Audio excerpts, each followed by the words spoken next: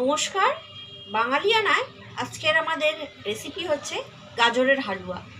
তো গাজরের হালুয়া কিভাবে বানালাম সেটা আপনাদের সঙ্গে রেসিপিটা শেয়ার করব। আমরা আরেকদিন করেছিলাম গাজর সুজির হালুয়া, আজকে করব শুধু গাজরের হালুয়া। তো সেই রেসিপিটা কিভাবে করলাম সেটা আপনাদের সঙ্গে শেয়ার করব। অবশ্যই সঙ্গে থাকবেন এবং রেসিপিটা কেমন লাগলো কমেন্ট করে জানাবেন।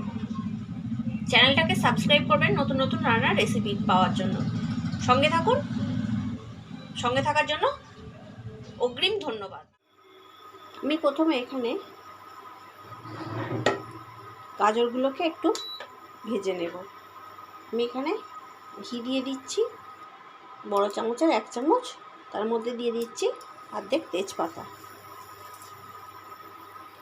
এর মধ্যে আমি গ্রেট করা গাজরগুলোকে দিয়ে দেব। আমি গাজরগুলোকে গ্রেট করে নিয়েছি।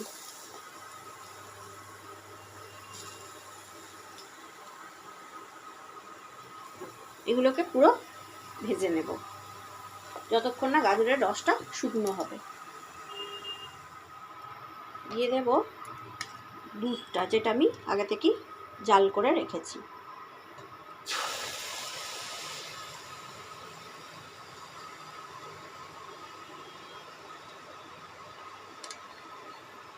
দুধটা গাঢ় হয়ে আছে, ওই জন্য বেশি সময় লাগবে না।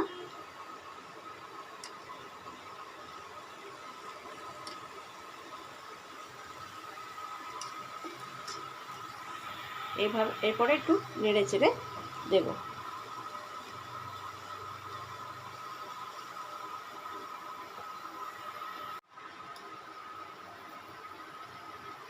দিয়ে দেব হাফ বাটির মতো চিনি। আমি দুধটা জাল করবার সময় একটু চিনি দিয়ে দিয়েছিলাম। তো দিয়ে নেড়ে দেব।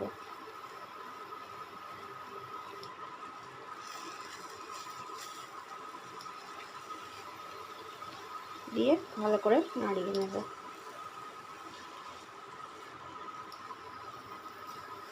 আর দিয়ে দেব কিছুটা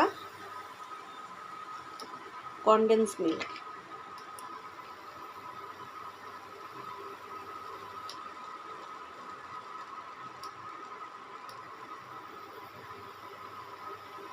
বেশ কিছুটা কনডেন্স মিল্ক দিলে জিনিসটার টেস্টটা আরও সুন্দর হবে।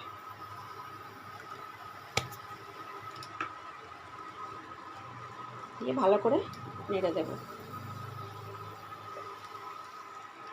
দুধটা প্রায় যখন শুকনো হয়ে আসবে, আমি এখানে দিয়ে দিচ্ছি হাফ বাটি গুঁড়ো দুধ। দিয়ে ভালো করে মিশিয়ে নেব।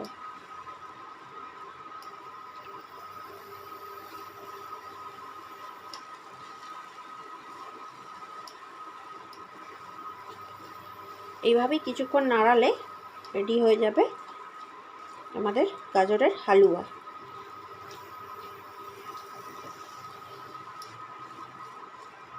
এটা আমি আরও বেশি কিছুক্ষণ নাড়াবো যাতে শুকনো হয়ে যায়,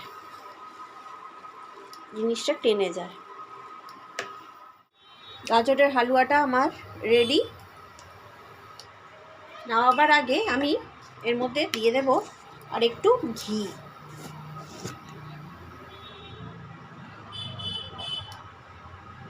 দু চামচের মতো ঘি।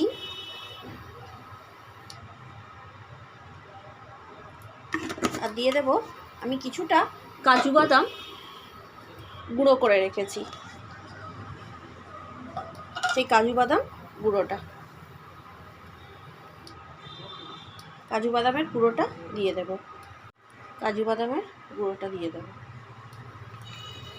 দিয়ে এটাকে ভালো করে মিশিয়ে নেব।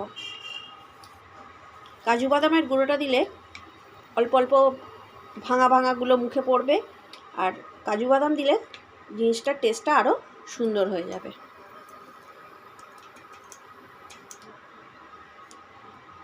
দিয়ে আমি এটাকে ভালো করে মিশিয়ে নেব।